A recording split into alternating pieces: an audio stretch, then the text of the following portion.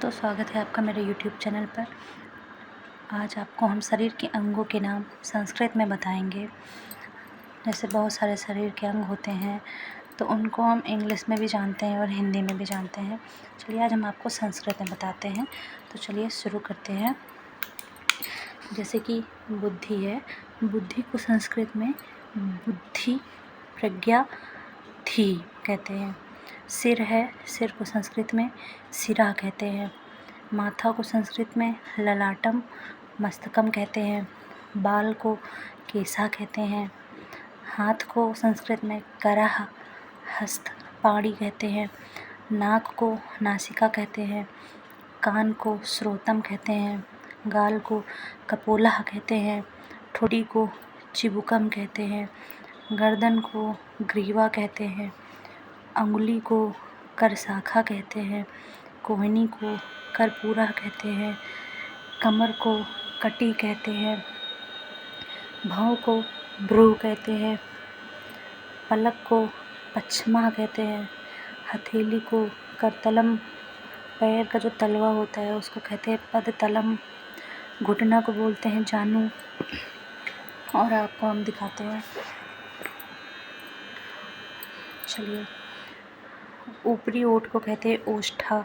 जैसे ओठ के दो भाग होते हैं, जैसे है ना, एक नीचे का होता है, एक ऊपर का होता है, तो ये ऊपरी भाग को बोलते हैं ओष्ठा।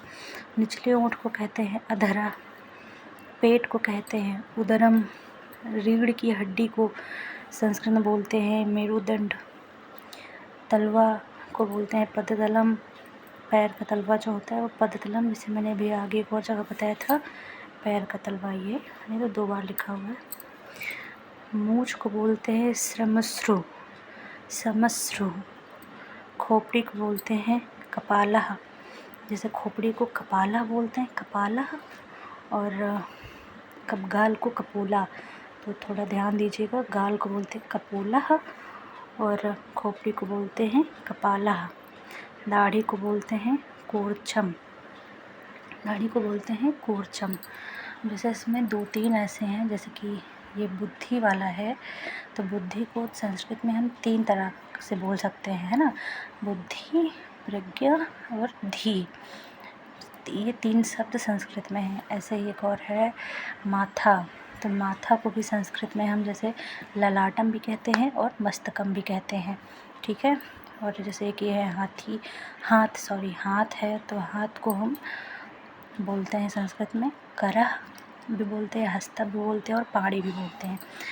और ऐसे बस, तो यही ऐसे है, ये बुद्धि, माथा और हाथ, इन 3 को, और भी कई, जैसे कई नाम हैं इनके, तो थोड़ा ध्यान दीजिएगा। और ये गाल का कपोला और खोपड़ी का कपाला, तो उसको थोड़ा ध्यान से दीजिएगा। Thank you. अगर आपको समझ में आया होगा शरीर के अंगों का नाम संस्कृत में, तो मिलते हैं अगले वीडियो में। Thank you. वीडियो अच्छा लगे तो चैनल को सब्सक्राइब करिएगा और वीडियो को लाइक करिएगा, शेयर करिएगा। Thank you, bye bye.